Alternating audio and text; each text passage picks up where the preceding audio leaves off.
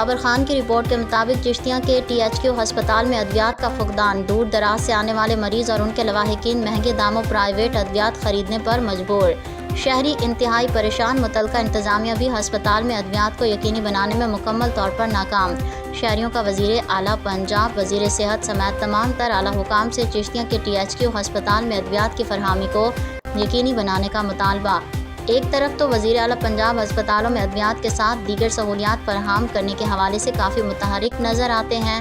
اور طبی سہولیات کی فراہمی کے لیے کروڑوں روپے کے بجٹ اور وسائل کا دعویٰ کر رہی ہیں، مگر چشتیاں کے THQ ہسپتال میں آنے والے مریض وزیر اعلیٰ پنجاب کی جانب سے دی جانے والی سہولیات سے